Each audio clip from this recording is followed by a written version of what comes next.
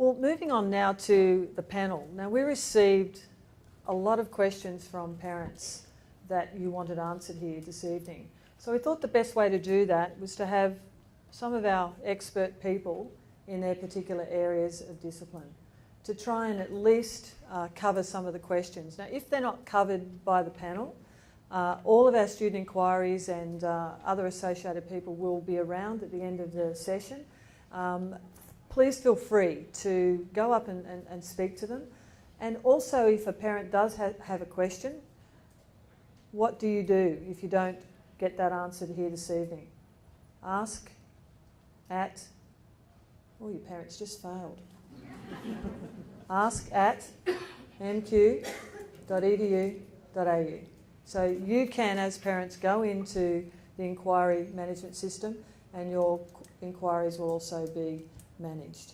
But before you start doing that, it's quite an interesting challenge to know what you can do from home and at what point, as Professor Darren said, you need to start maybe extending your umbilical cord to hold on to some of the issues that your siblings are going through. So tonight's panel will help with some of those challenges. Our first panel member here is Angela Voerman, and Angela is the manager of our student experience. Now, her responsibility is to look after and work with more than 176 clubs and societies. And you might say, well, my son and daughter is not going to have time to partake in a club and society. It's all part of the learning experience. And what better way to learn to belong and connect with the community but to join with some of the groups. And it goes from the dark ages where they really enjoy the theatrical elements of going back into the Roman Empire with their swords and shields, and right through to debating, where our students travel all over the world, muting and debating, and a whole range of sporting activities in between. So it really is something for everyone, and Angela will talk a little bit more about that. Our second panel member is Darren Peters, and Darren is our Director of Campus Wellbeing, and his main responsibility is around our counselling, medical, welfare, exchange programs, and inbound and outbound programs. And his role is very much around the wellness of the student. How do we ensure that our students are fit for purpose to be able to graduate, and fit for purpose to be able to create a more capability to be employable in their areas of discipline. Associate Professor Sherman Young is our Associate Dean of Learning and Teaching from the Faculty of Arts, and he brings an enormous amount of knowledge in the whole learning and teaching space, not only within his faculty but across the university, and he'll be able to really assist in understanding the learning and teaching elements of the transition into university. He has particular interest in new media technologies, so he knows how to relate with the cohort that we're all working with currently. And last but not least, never the last on our list, is our student. I'd like to particularly introduce Stephen Wright to you. He's a recent graduate. Now, Stephen attended high school in a very, very small country community town in the Snowy Mountains with a graduating form of only 13 students. So you can imagine on day one what it must have felt like for Stephen. He studied a Bachelor of Arts with a Diploma of Education, and he completed an honours year doing a thesis looking at portrayals of indigenous masculinities of children's literature and its effect on the wider Australian society, and has recently completed a graduate law program. He was a recipient of a scholarship, including the Higher Learning Scholarship and an Accommodation Scholarship. And Stephen has had a journey, and I hope this evening he will assist us to try and understand the connectedness between those unavoidable disruptions. And some of those unavoidable disruptions for some of you will be, I've broken a fingernail, but you'll hear about an unavoidable disruption that is quite inspiring. So, Stephen, thank you for making the time this evening, and also thank you to the panel themselves. I want to start with a global question here, and that is, if you could just have a gold nugget response for a parent who sees their sibling a little bit lost and struggling during the first part of the semester. Now remember, if you penetrate too much with your inquiry, you may not be able to allow the student that opportunity to find their own way. If you back away too much, then you may miss an opportunity to intervene at a critical part of their inquiries. So I'm going to start with Angela. Students just not feeling as though they belong, and they look very, very lonely, and you know they're not happy. What's some of the things that you might be able to suggest as a parent? Well, we try to have some ways into linking up with other students that are not too confrontational. So I'd suggest that you invite your students to do things like go to some events that are run by students. There's normally something every day going on with the student groups. But something that can make them confident is that more than a third of our student groups are actually faculty-based student groups. So, for example, in ancient history, one of our most successful student groups are called Telly's Mentors. Telly's Angels. And what they are is a student group who got together and thought about how they could stop students feeling lonely and do something themselves to encourage a sense of community in the ancient history group. So, and I know that in each faculty there are groups like this. So we've got a brand new one in early childhood. We've got little engineering groups. We've got about 15 groups in the Faculty of Business with all sorts of things going for students. So you could invite them just to drop in and do that. But sometimes people get in the sort of stage where they're too shy to go along to something that's already going. And so often my colleagues in Darren's department will actually bring somebody over to see us, and we'll just sit down and talk to your child about what they're interested in, and maybe do a bit of low impact, setting them up to meet a couple of students rather than sending them on to something huge. I don't know how many of you have been around today, but when you walked in here, you would have seen the stalls all around the place, and it was just teeming today with the 38,000 new people, perhaps 20,000 of whom are on campus, coming into the place today. I remember coming here from the country when I was sort of 17 and being just overwhelmed by how much was going on. So I would have liked to have been able to just come onto an office and be directed to something smaller. But there are games on every day this week that people can come to. There are all of the stalls out there with all kinds of students just waiting to meet your child. So invite them to come along and see things. But if they feel too shy or somehow have missed out during the week, then to come along to the campus engagement and talk to us about the things that they're interested in so that we can get them to meet a group. Or if they can't do that, any of Darren's team, who are over in Wellbeing, will help them too. And have a look at the website as parents as well, and look at the student organisations, and often it's just as easy as encouraging them to send an email to the club itself. Yeah. But it gives you a good indication of helping to leverage off some of the interests that they may want to partake in. So make yourself familiar with what's actually available. So Darren, I want to pose the next question to you. When you think about a behavioural change in your son or daughter as a result of the transition that they're about to go through, you will have a sense as a parent or a guardian that something's not quite right. And you might try and probe, but not necessarily get to the bottom of it. So let's have a little bit of a talk about the wellbeing services and some of the things that the parents might be able to do if they're noticing a shift in the behaviour. Yeah, of course. We firstly, as a dad, the thing that I need to say to you is to be a father and a mother to your children, your young adults, and just ask them how they're going. How's university? What's good? What's bad? Get some simple questions that might probe a few truths that would be useful to provide the context for what's happening. Usually with young people at university, a range of problems happen that could be things you know about, things you don't know about. And our practitioners, our top psychologists or our 13 doctors or our career consultants, 6 or 8 of those, they'll pick up something that's happening that other people mightn't pick up, that you wouldn't have guessed or thought of, you know. And so it's quite important that you actually ask a few questions. We have a lot of services too. We have a lot of different services, a disability service, careers, welfare, medical, counselling.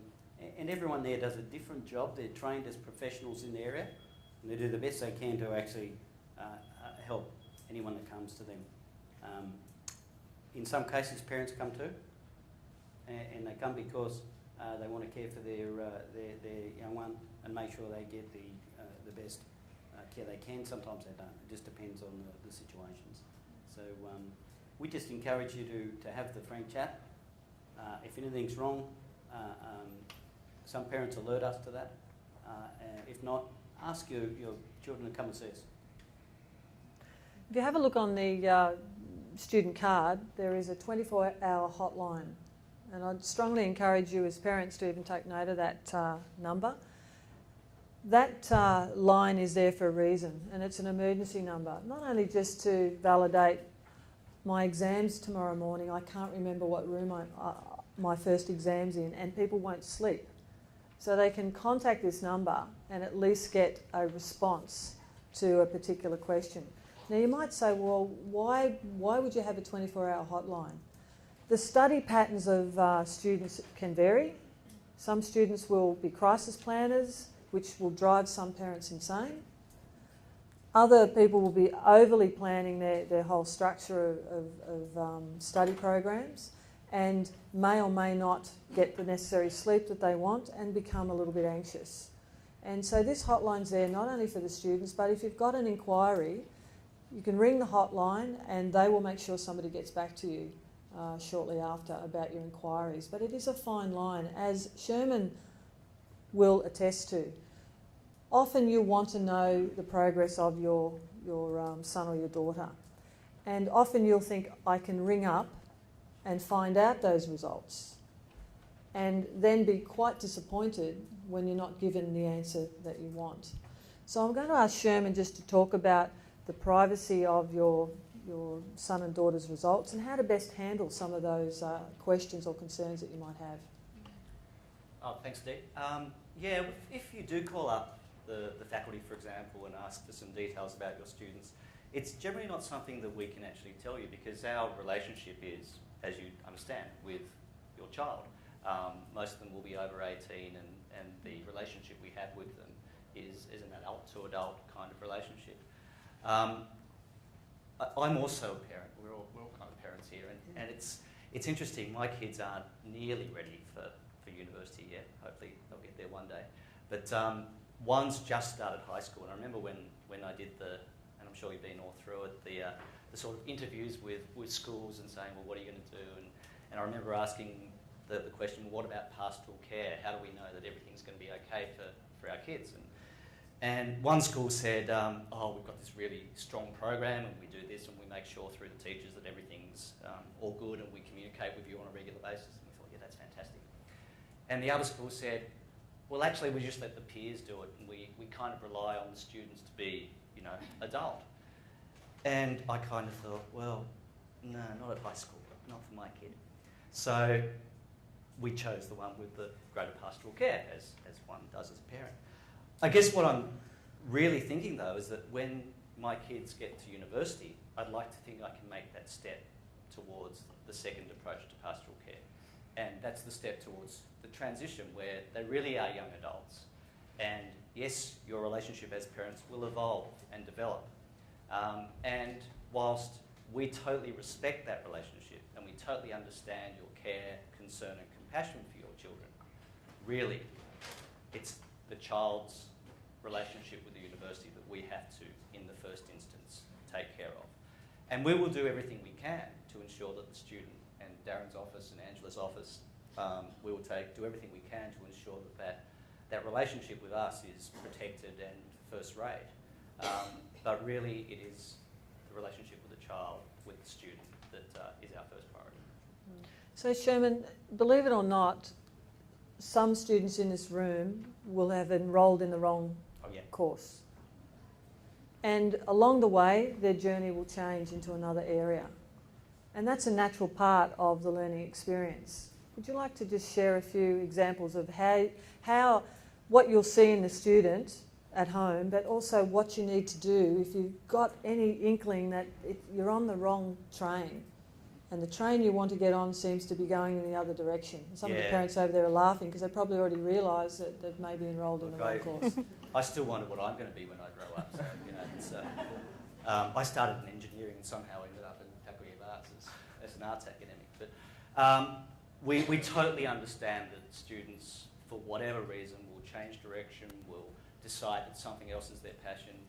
Not everyone's like Brad that's had a passion for ancient history since day one. We often find, because our programs are quite flexible and students can do electives, they might be doing an ancient history major, that pick up a French subject and decide they really, really want to study French. So what we provide is a great deal of program advice and academic advice, and a great deal of opportunity for them to transfer their programs should they desire to make that switch. We support them, we provide the information they need, and generally speaking, in most programs, what they've done before is not wasted. You know, it counts towards their new programs. It provides still that foundation study, still the graduate capabilities and learning outcomes that they need as an undergraduate student holistically. But if they choose to choose the slightly different area of specialisation, that's no problem at all. We simply talk them through the process. The key thing, though, is, I think as Brad alluded to, they should talk to us. There's a lot of advice that I give to students at the very end of their programs where they realise they're one subject short of graduating. And if only I had done such and such 2 years before. So the advice is, if your child wants to change their program, send them down. Talk to Brad's office, talk to my office. We will provide the advice. There's a lot of information available on the web, but the face-to-face advice is something we can absolutely provide, and we can assist them in changing their direction, shifting their focus. It's not a problem. And there's an opportunity to redeem yourself, parents. Does anyone remember that critical date that you had to have in your back pocket if you did want to make some changes? Census date. Again, you don't want to end up with a fail just because you've been exploring what your options might be and all of a sudden end up with a fail because you forgot to administer. Can I just clarify that, Dee? The census date is simply for a unit of study. The opportunities to change programs happen at the end of each semester. So a student can do an entire semester, decide they want to do something else, and then put in for a transfer at that point. Okay. Now, unavoidable disruption. Stephen, I think it'd be very beneficial for all the parents and the students in the room to hear your story and to help them to understand what it was that enabled you to stay on the journey that you were so focused on. Yeah, sure. I think my first unavoidable disruption was actually in 2007, where I sprained my ankle playing mixed netball at the gym. That was my first interaction with the disability support service, and they got me one of the mini carts that you see, so I could go from X5B to C5A and back again. And I just foreground that because I think that when you say the word disability support service, a lot of people think that it has to be a lot bigger than it is.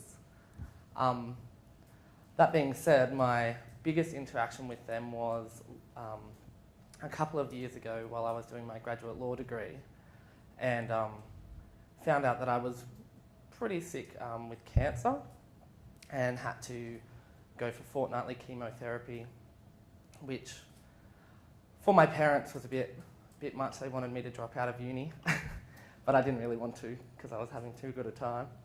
So I actually spoke to the Disability Support Service about moving a few classes around, getting some change dates, getting a bit of flexibility so I could listen to our lectures while I was going to and from the hospital, and basically meaning that I got to graduate on time, which was the most important thing for me at the time.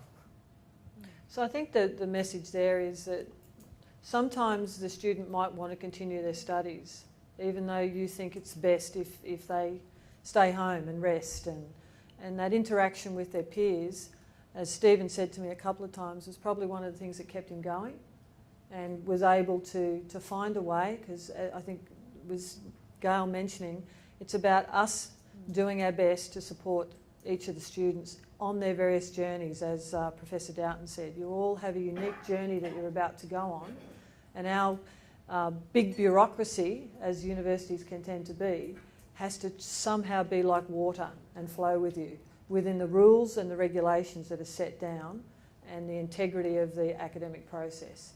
And it can be done.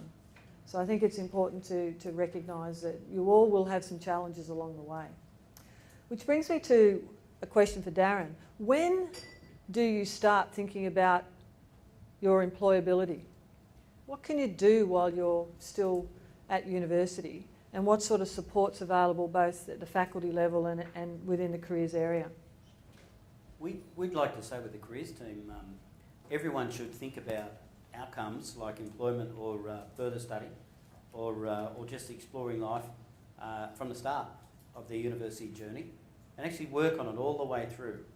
All the corporates that we deal with are consistently saying to us that they need everyone to build on their CV and to have experiences and to have things that actually are outcomes that they've done in the workplace, whether they're domestic or international students, that they can see helps them to make a decision to employ the person. And so the unfortunate thing is when we get students coming to us who haven't got a resume ready to go. When they do have a resume, there's not much in it. They're not comfortable with being interviewed, and so our team go and train them with behaviour interview techniques. They don't write extremely well in terms of letters for interviews or jobs, so we teach them how to do some of those things. There's issues to do with matching a person. They're studying arts, let's say, or ancient history.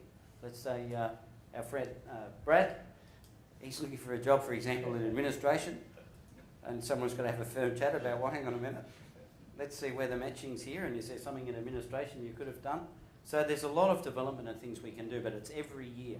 So we encourage every student to have a good look at industries they might be interested in, look at how they can develop personally every year, year on year, so they can reach this comfortable endpoint with something that they can say, oh, I've done this, I feel good about myself because of that, I've had some workplace experience, or I've been overseas on a PACE unit and learned some leadership things.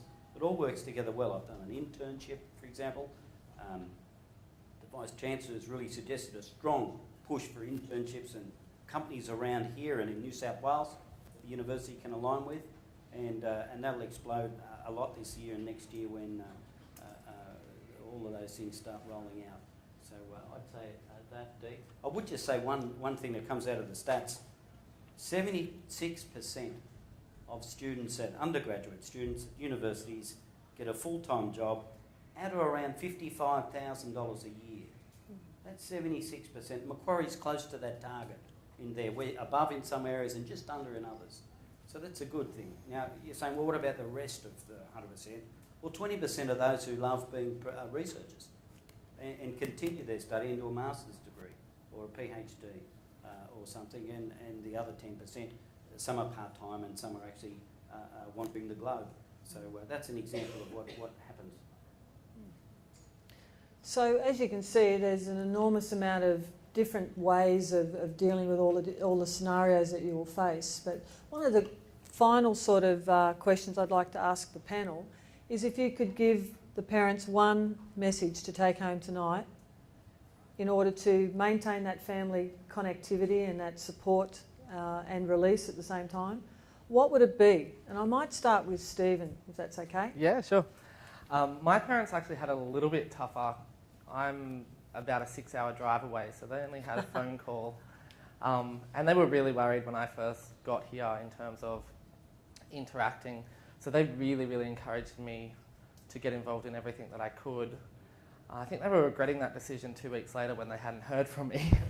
But I suppose just being really supportive of pretty much getting to know people. I mean, it sounds like the littlest thing in the world to sit and talk to the person next to you in class, but it can be quite daunting, especially when you're from a town of 52 people and Macquarie Theatre's got 600 in it. But I would just say that there's something for everyone. I was pretty introverted when I first got to uni, although my friends wouldn't say so now. But I really found my way through sport. A lot of the sport stuff that happened up at the gym, just on a social level, really opened me up to meet a whole heap of new people, and that kind of branched out into a whole different realm. So if you can find that first one little thing as you're in, then you won't have any problems at all. Thanks, David. Sherman. I think I'd reiterate that idea of parental support. I mean, these young people are going into the next stage of their lives. They're going to be exploring new opportunities, finding fascinating new things to do, fantastic new friendships.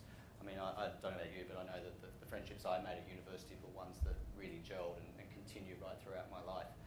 And I think the parental support that I had, and I'm sure that you'll give, will be a really key part to ensure that they have an experience that they will not just treasure for the rest of their lives, but will provide a foundation for much of what they do for the rest of their lives. Darren.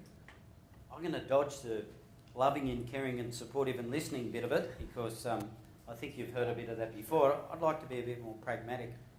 Being a student in the context of studying and doing the work, because it gets things done and it makes it easier for anyone. The people who forget about why they're here and miss some classes and miss some assignments and don't pay the bills are the ones who end up coming to see us.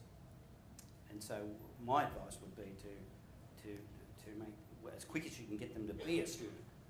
Like Stevie was saying, being an athlete. If you want to be an athlete, you need to train every day. So it's that sort of thing. They need to study, come and do the work. I'd say get involved, and that's get involved in your study, get involved in groups, but make sure that you get to know someone and that you be a name to another person. I was thinking while I was listening to Darren talk about careers, one of the things that I spend a lot of my time doing is writing references for students who are involved in student groups. Something that underpins everything that we do and everything that Sherman does too in the faculties is to get students to lead their learning and students to lead the groups. And that's something that can just make their whole life for them.